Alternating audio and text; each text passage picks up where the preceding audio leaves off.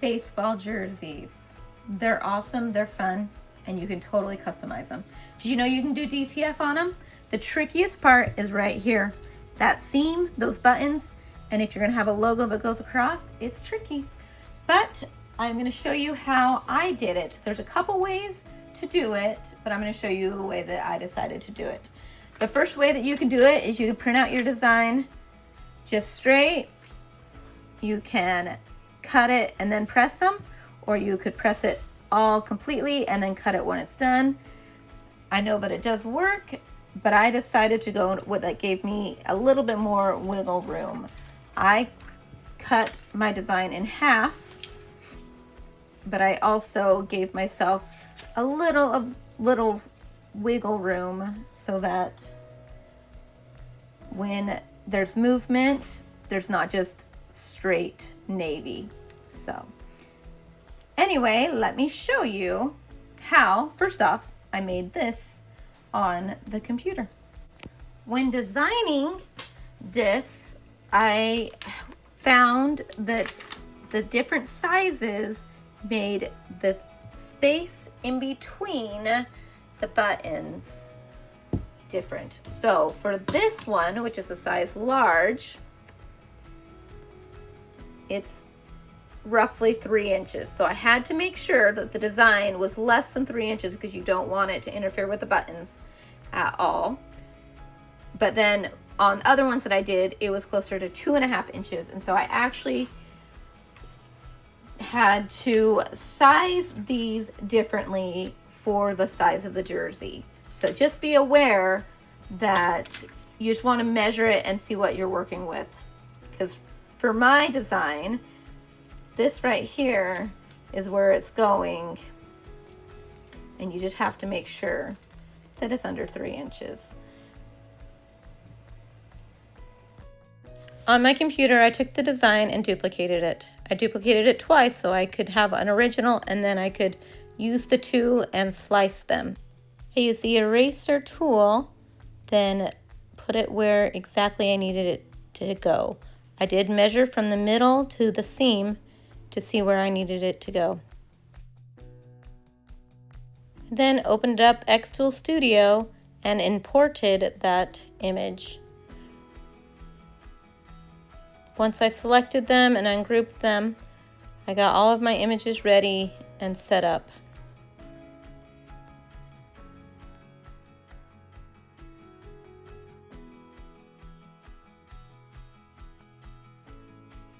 I put all the designs that I needed for the one jersey onto one, and then I went to print.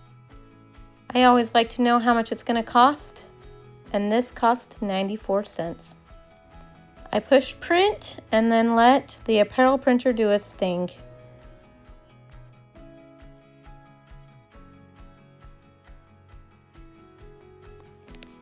Now that I have all my DTF printed out and ready to go, we are going to line it up and we're going to tape it before we press it. So the back is going to look like this. The front's going to look like that. So this is, once again, the trickiest part. I used my heat resistant tape.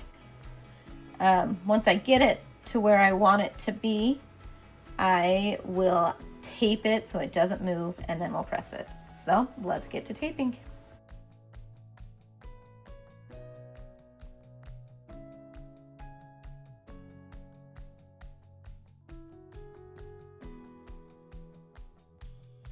I like to hold it up in the air and to see if it's straight, because it can look straight on the table, but when you pull it up, it's crooked. So that's what I like to do.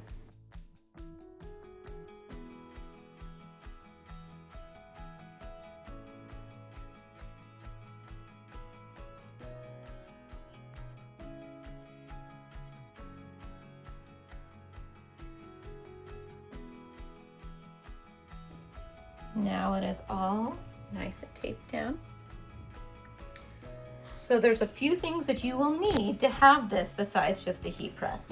You will need a heat press pillow because if you press these, they will break. So this just gives it a little bit more padding. And so you put this underneath, and I'll show you how I do it. But especially since these are big, I fold this in half, and when I do it, I will put it underneath. So you'll need that.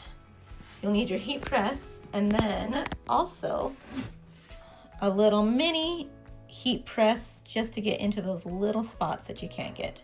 So definitely recommend having these 3 things. So now, time to press it.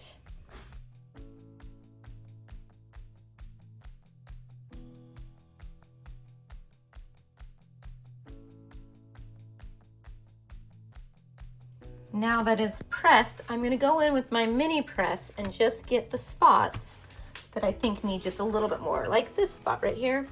Just press for a few seconds and come up, press. Same thing in between those buttons, just making sure.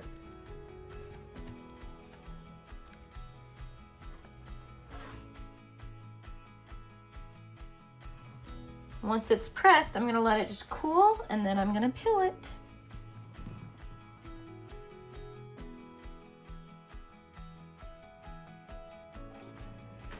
Now I'm gonna go in, and I'm just gonna press once again with my little heat press.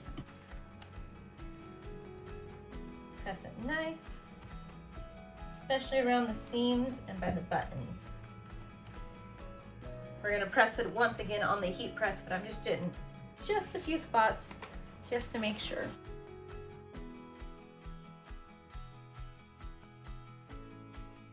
I buttoned the jersey back up, put the pillow inside, and now I'm gonna move it, making sure that that top button doesn't get hit, and this bottom button.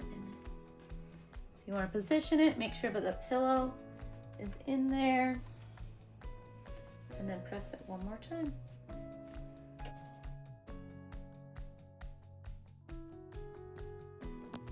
And there you have it. It's pressed over the seam. Looks good. You can see the fibers through, so you know it's nice and pressed. And then there's the back.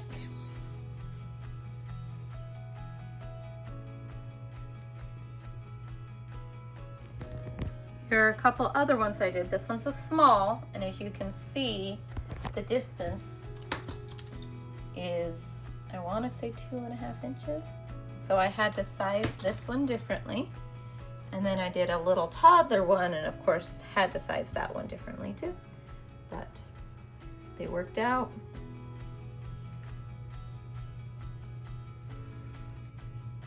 Fun way to make a custom jersey. And of course each one has a different name on the back and a different number. Super fun. Check out other tutorials and ideas I have on my blog.